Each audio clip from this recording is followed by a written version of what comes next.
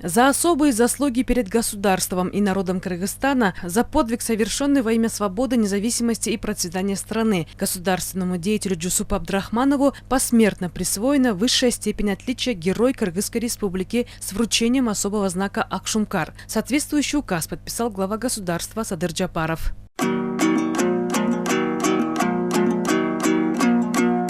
Историки с большим энтузиазмом приняли новость о присвоении высокого звания Джусупу Абдрахманову. Это говорит о том, что государство взяло на себя заботу об оставлении исторического отпечатка, и у него будут свои обязательства, говорят историки. Те люди, действительно, которые заслуживают это, они должны получать высокое звание.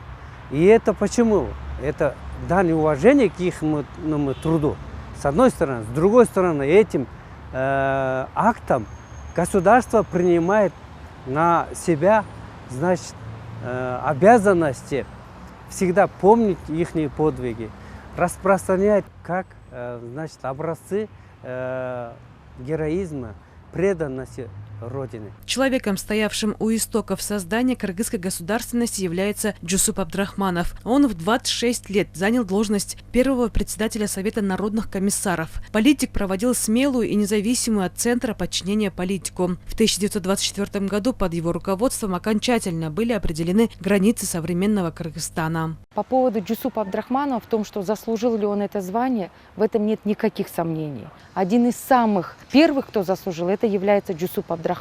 История показала, что труды Джусупа Абдрахманова и его заслуги стали судьбоносными для современного Кыргызстана. Долгие годы общественность добивалась присвоения Абдрахманову звания Герой, и справедливость наконец восторжествовала. Государственному деятелю присвоена высшая степень отличия, говорят историки. То, что сегодня совершилось, это, я считаю, что торжеством справедливости. Мы выражаем нашему президенту Садыру Нургожоевичу большое спасибо и благодарность. Думаю, что этим делом он восстановил историческую справедливость. Необходимо теперь более внимательное отношение делать присуждению, особенно вот героев Кыргызской Республики, потому что после того, как его вручили Джусупу Абдрахману, это как звезда на небе, настолько выдающаяся личность.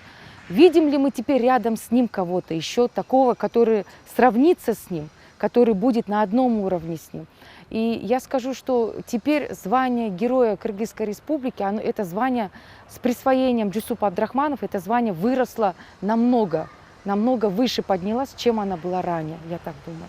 Джусуп Абдрахманов по лживым обвинениям был расстрелян 5 ноября 1938 году. Торжественно перезахоронен 30 августа 1991 года в комплексе Атабеит на Чонгташе. Политик уделял особое внимание становлению и упрочнению кыргызской государственности. Национальные интересы страны служили для него приоритетом. Он пропагандировал идею о независимости Кыргызстана, к чему мы пришли спустя 30 лет. Айпери Шаимбетова, Чыңгыз Токторбеков, ЛТР, Бишкек.